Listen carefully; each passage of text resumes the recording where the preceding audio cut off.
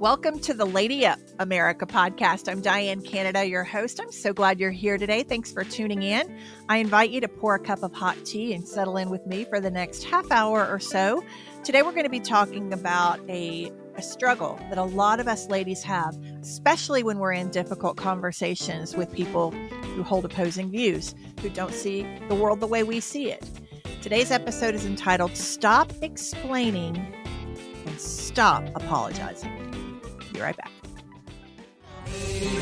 Around this town, around this town, victory on the battleground, we claim it now.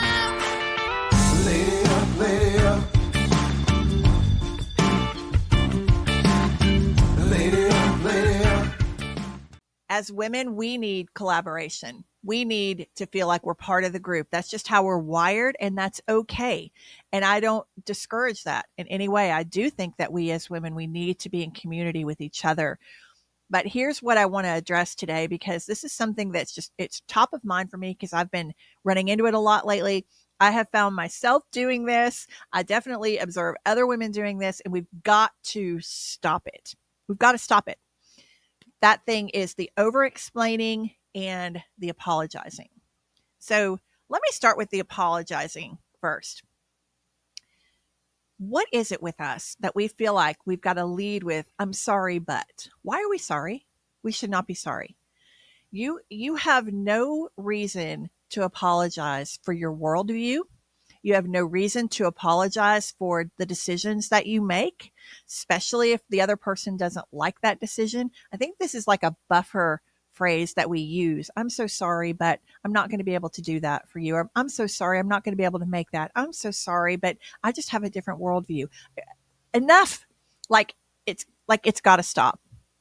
It's got to stop. I think this is an act of kindness. Maybe it's some way to kind of soften the no that we're about to give them, or to soften our, opposing worldview, to try to keep that community and not risk losing that person in any way.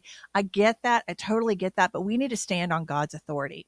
If you have a worldview that differs from someone else, but it's rooted in God's word, it's rooted in the Bible, you do not need to apologize for it. And I'll tell you something else you don't need to apologize for: your own calling. Just because you can do a lot of things doesn't mean you should do them. Those of us who are great multitaskers, who can take on, juggle all these balls at one time, keep all the plates spinning, we're really great at that at women.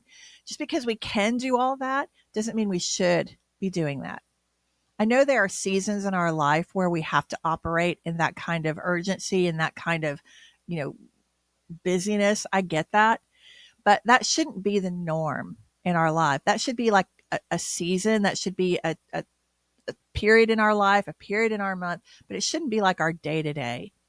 And when you put down those boundaries and you say no, or you operate in your own calling, and you decide to stay laser focused on that and not let distractions in, not let yourself go down rabbit trails, it's okay for you to stand in that unapologetically.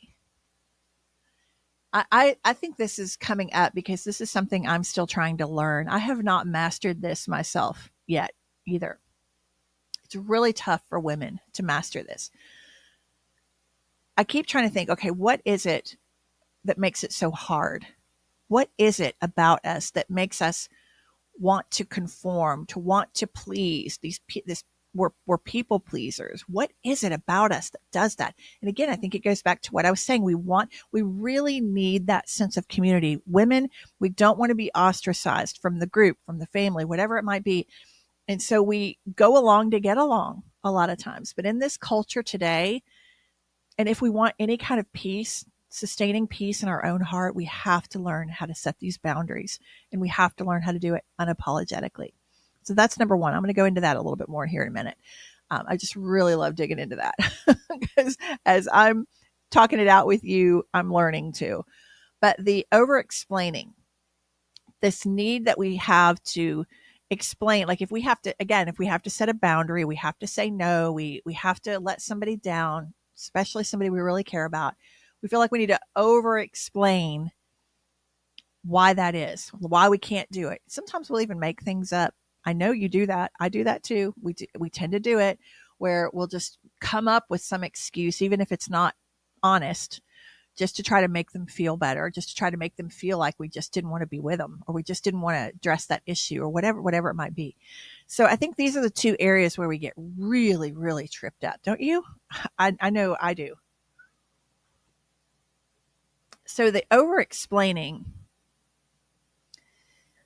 with that, I've learned a trick to that. If you're being asked to do something, especially something that you really like, maybe in the moment you want to say yes, but you're not quite sure. You just, again, you're wanting to please that person. Something I'm learning to do, and I've been teaching women this for years, is to give yourself a pause, like build in a little buffer time before you give an answer. So you can say something like, that sounds great, and I would really love to do that. I want to make sure that I can really show up for that. I want to make sure that I can really commit to that. So can you give me the next 24 hours just to check and make sure that there's nothing going on that would hinder me from being able to do that? And now you've just bought yourself 24 hours, right? So then you step away, and as that excitement settles down, or as you get into a more peaceful place where you can make a better decision, and maybe you decide you don't want to do it, then you can go back and you can say, I just don't think I can commit to that with everything else that's going on in my life right now, with the full plate that I already have. But I hope I can do that next time. Or I'd love to revisit that at some point down the line, but I just don't think I can fully show up for you like I would want to right now. So you've just bought yourself that time. And again, I'm still trying to master this. I still find myself getting into things. It's like, when you've done it, right? You commit to something, you're in that moment, and you feel like you either should out of obligation, or you just really are excited about it. And then when the time comes around to do it, you're like, I don't want to go do that. Why did I do that? And you maybe cancel on them a couple days before, or what. And that's not good. Better to buy yourself that 24 hours up front. But the other thing I want to say about that, though, is when you do say no, like I was just mentioning, when you say, I don't think I can work that out right now with everything else I've got going on, I don't feel like I can show up for you like I would really want to, that's the end of it. Like, you don't have to go and explain everything that's on your plate or all the reasons why you can't do it. Number one, they really don't want to hear it. But number two, that's just our way of trying to ease the no, trying to ease the whole letting them down thing or making them think it's not them, trying to, again, people please, or not be ostracized, or not let them think that, it's like we just get so caught up in what they think, what they're going to think about us, what they're going to think. Oh my gosh, we got to stop. It's exhausting, isn't it? God says in the Bible, let your yes be your yes and let your no be your no. And that's it. You do not owe anybody an explanation. You do not have to go into this 10-minute monologue of why you can't do it. Why do we do that? And again, the apologizing. So just to revisit that for a second. And how this plays out in normal life, I want to talk about in a minute too. But this over apologizing, I think it's the same thing there. It's this way of trying to buffer letting them down. Or it's a way to buffer the conversation in such a way that you don't get ostracized. I think they're very similar reasons why we do those two things. And I was saying a minute ago that just because you can do a lot, that you can do everything, that you can spin all the plates, doesn't mean you should. And God, this is what I'm learning about the Lord. That's not how God operates in our heart and in our life. He doesn't want us killing ourselves, trying to run around and keep all those plates from dropping and breaking. That's not how we are supposed to be living our lives. If we're living like that, and I did for many, many years, and I still can fall into moments, seasons where I'll do that. So again, I'm talking to me just as much as I'm talking to you. God did not design us for that. God said, come to me, all of you who are burdened, who are heavy laden, and I will give you rest. In Jesus, there's a place of rest. Even when you're in your calling, even when you're in the midst of your calling, there's supposed to be a peace in the middle of it, not a stressed out, overwhelmed, overburdened, not enough hours in the day kind of feeling. If we operate in that all the time, we will burn out. We will crash and burn. Not only is it not healthy for us, but it's also not healthy for our relationships, the people in our lives that we care so much about, our families, our children, our husbands, our parents, whatever it might be, our real friendships, those friendships that we really value. Those people get kind of pushed off to the side when we get into that space of being so just overwhelmed. And God has shown me something in recent years that it's a very, very selfish way to live. Very selfish. Because it's like you're saying to people, I'm sorry I can't get to you right now because what I'm doing here is so much more important. What I'm doing here takes center stage to you. So you're going to have to take a back seat. And again, when we're living, sometimes in seasons in your life, that's fine. But if that's the way we're living all our life all the time, it's very selfish. Something else that's really important to have in your life is downtime, time to do hobbies, things that you enjoy. For me, like I've been getting into lately baking cookies, learning how to decorate cookies or playing my piano, learning piano, the things that are important to me. If I have my schedule just crammed so full all the time, I'm out trying to please everybody, do everything, be everywhere, then those moments that I really need for myself just to recharge my batteries and feel connected to my own life, I forfeit those. And that's not okay. It's not okay. Let me put it this way. It is okay for you to carve out time for you and for you to carve out time for your family. And it is not necessary for us to have every minute of our day cram packed. Like there should be white space on our calendar, buffer time on our calendar to where we're not just running from one appointment to the next. I used to do that and it's just an exhausting way to live. But also we can find ourselves doing that, putting all kinds of things on our calendar that we really don't want because we're not making good decisions. We're not standing up and saying no. We're not setting those boundaries.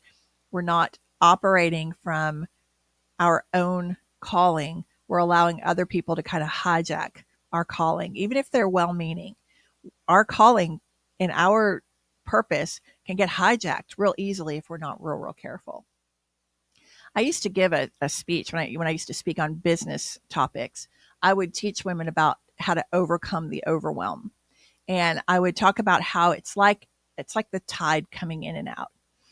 When the tide's out, I see that as a time of depletion. Like we're giving all of ourselves, we're depleted, we're overwhelmed, all of that. And the people in our lives are kind of taking that back seat, but then there should be a time then when the tide comes back in and you have that abundance again and you have that flow of energy again, and you can give that to your family and to your friends and to yourself and to God. And, there just should be an ebb and flow to our lives.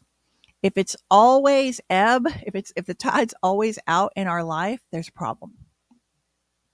And I think making good decisions is key to that. We can't always control outside circumstances that maybe force us to go into those ebb moments. Like there's going to be seasons, but we have to show up better too in our decision making and stop the whole guilt or need to people please or all of these things that where we choose poorly, where we make bad decisions and then we're always running around, scurrying around trying to make up for it. And I guess so I was going to talk about the practical application of this. The reason I'm feeling this lately, I've gone through a couple of things here lately that have just brought this back up for me. Number one, I'm very, because I've had a lot of different experiences in my life, especially professional experiences, I know how to do a lot of things that people really need. And I've become good at certain things. And I do know how to juggle a lot. I think your capacity increases the more you stretch yourself, the more that you get out of your comfort zone and you learn new things and you try to experience new things. So you become this person that is capable of a lot, capable of handling a lot. But what I've seen is that when I get out of my lane, of what God's asking me to do today, then the minute I start to feel that frustration, that overwhelm, that irritability, all that kind of stuff, I know those are my indicators that I'm out of my lane. And I allow people to pull me in those directions. I think a lot of it is because I it's not so much anymore that I want to people please, but I think it's I want to explore. Is God, like, I'm asking myself questions like, is God trying to expand me again? Is he trying to pull me into out of my comfort zone? Is he wanting me to learn something new? Because a lot of times people will come to you and ask you to do things in the name of the Lord, with a mission attached. And when you are mission driven, like I am, and like a lot of you are, it's easy to kind of get pulled and to think, okay, to explore it and kind of go, okay, is this God? And you get so far down that rabbit trail, and then you realize, oh my gosh, this is like, I am way out of my lane. I've gotten way off the path. And then you come back, and it's easy to kind of kick yourself for it and go, God, how did I let that happen? How did I get so far down that trail? I don't think it's helpful to beat ourselves up, but I will say that it is helpful to stop and reflect on it for a minute and go, okay, how did I let that happen? Did I learn some things? Was that, I mean, God wastes nothing. There's nothing wasted in God's economy. So there will be good fruit that will come even from that. When you're doing it from the right heart and you're doing it with good intentions, God will bless it. But you can come back and you can reflect and just go, why did I do that? And then trying to over explain to someone why that rabbit trail is not the right path for you. It's not necessary.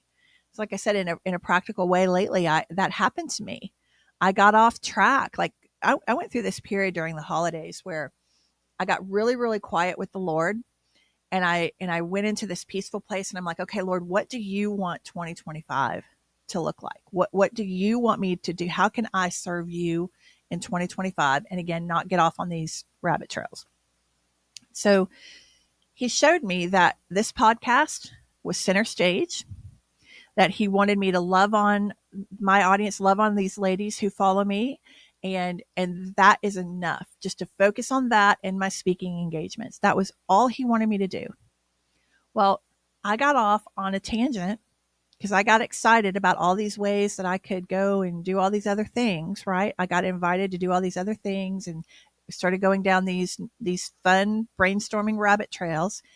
And then I had to stop and go, wait. What? And because all of a sudden my podcast started slipping behind. There was a week I didn't do it at all.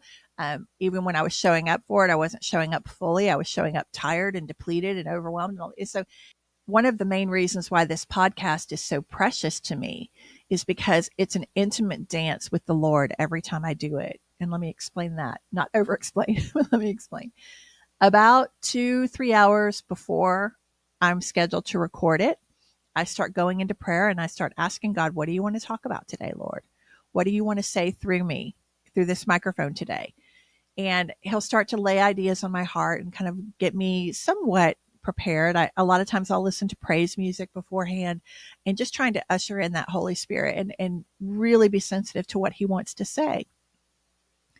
And then right before, when I come out here into my studio and right before I hit the button, I'll always pray again and I'll say, Lord, you take the microphone, you speak. This is your microphone. You know what this precious lady needs to hear. I don't, and you just speak through me.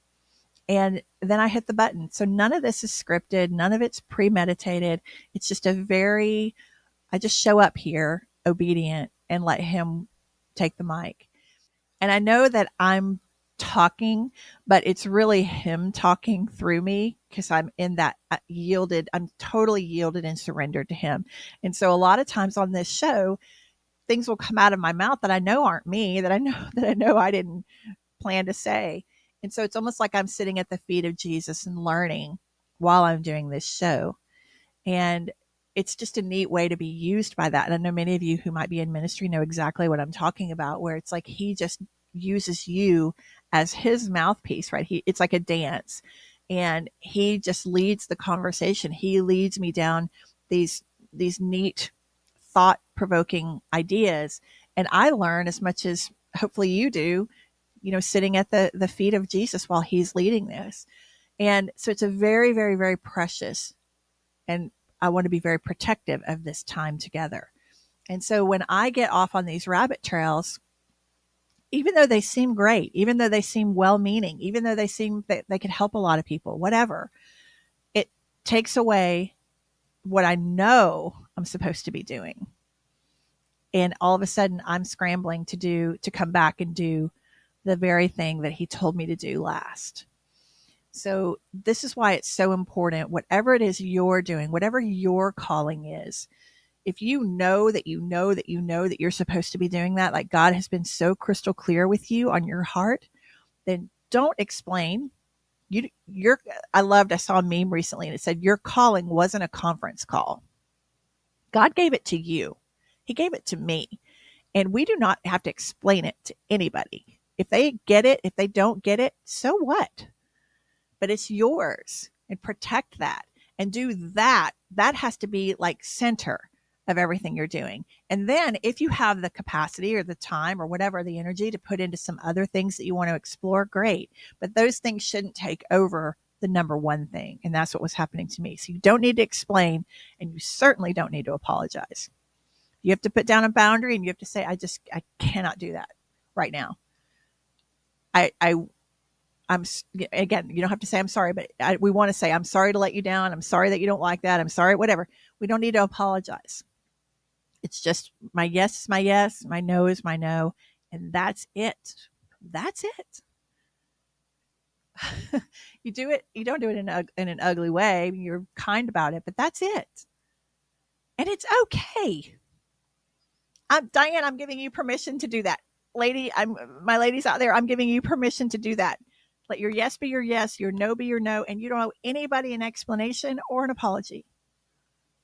It's so hard for us to get that. So hard. Oh, we just have to be so mindful of what our lane is. And just because we can do it doesn't mean we should do it. So I think always take that to God. Ask him, is this you, Lord?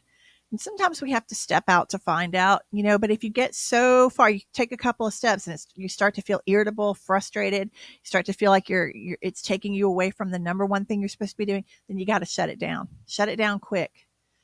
And ask God, what is it that you want me to be doing today? What is it that I can do to serve you today, Lord? Because, his timing is everything too. His timing, when we are obedient to him, it's not like you're going to miss out. I think maybe that's another reason why we're scared to say no, or because we don't want to miss out on something. You're not going to miss out. If you're being obedient to God, you're not going to miss out. And even if you miss out on a particular thing that maybe everybody else is going to get to go do, and you're not going to because you have to say no. What I mean by you're not going to miss out is he's going to either give you another opportunity to do it at the right time, or he's going to bring something better. He's going to reward you for being obedient. So you don't worry about the FOMO. It's just another tactic that the enemy uses to get us off track. So the FOMO has to go. The explaining has to go. The apologizing has to go. And my sister always says, you do you. Okay, you do you. Without any kind of need to overcome guilt or obligation or any of that. It is okay. It's okay for us to just stay in our lane and cruise along at the pace that we know we're supposed to go. I'll tell you, staying in peace with God, so important. So important. Like, you have to, in order for you to really be able to show up fully, like I was saying earlier, to really give it your best, you've got to be operating from a place of overflow, not a place of depletion. We give too much. We do too much. We got to just settle it down and stay in our lane. So from this point forward, I'm making the declaration. I made it to my husband in the middle of our bedroom this morning, and I made this declaration to my husband. So I'm going to come on here and I'm going to make it to you. From this point forward this year, my lane, my focus is this show and my speaking engagements. That I'm going back to what God told me to do. That's it. That's it. That's enough. It's enough. This thing that gets in our head too, that's like, you're not doing enough. You could be doing more. You could be doing, oh my gosh, shut that off. Like, that's the brain bully, right? We have to just shut him down. And the way we do that is replace it with what God says. We are doing enough. We are enough. We are staying in that obedience. I don't have a spirit of fear, but of power and of love and of sound mind. We have to speak out. All things are working together for my good. I am more than a conqueror. Whatever that scripture is that applies to your situation right now, whip it out, because that's how we shut down the brain bully.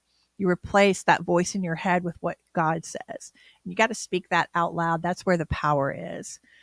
And so I just hope this is helping you today. It's sure helping me. I feel better already. All right. So as we wrap up,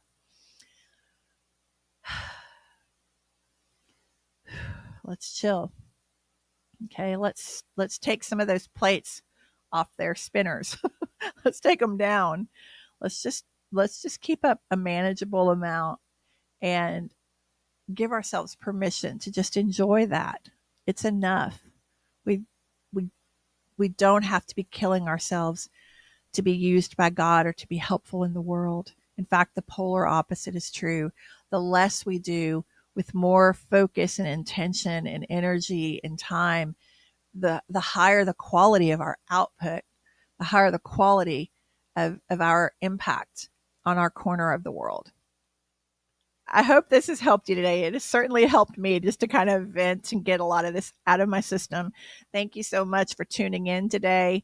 I love you, and I hope it's been a tremendous blessing to you. See you next time. Lady up.